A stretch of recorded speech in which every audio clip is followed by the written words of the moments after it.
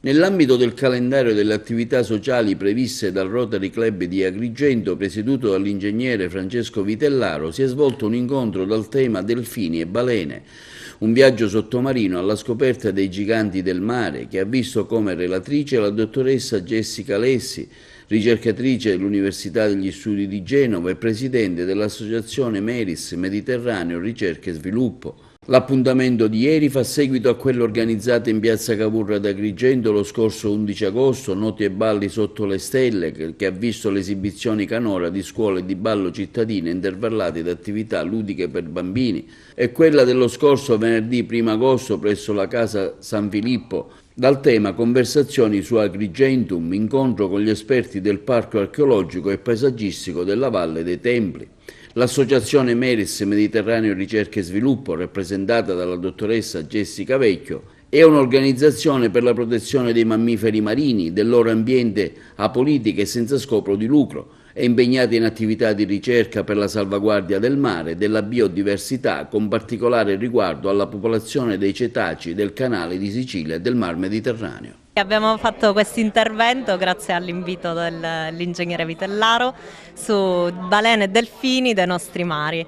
Io sono Jessica Lessi, sono una ricercatrice all'Università di Genova e dal 2012 lavoro anche ad Agrigento.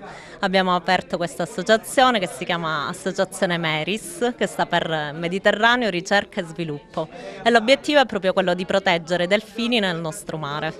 Che lavoro fate solitamente?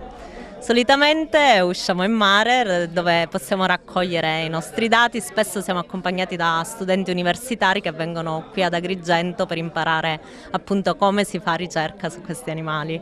C'è anche un indice di pericolosità, lei ha visto che ha citato dei dati dovuti alla plastica, all'inquinamento del mare.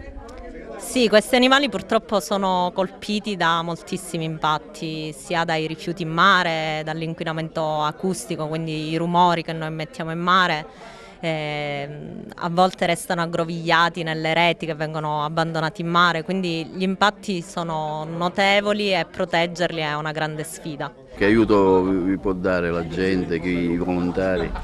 Già sicuramente non abbandonare rifiuti in mare sarebbe un grosso aiuto, ma proprio non abbandonare rifiuti in generale, perché anche i rifiuti dai fiumi possono arrivare in mare, quindi quello già sarebbe un grosso aiuto per ridurre i livelli di inquinamento e tutelare non solo i cetacei, quindi i delfini e le balene, ma anche l'uomo stesso. È un'interessante iniziativa del Rotary, continua dopo le tante manifestazioni che abbiamo visto, il Rotary sempre attivo qui ad Agrigento.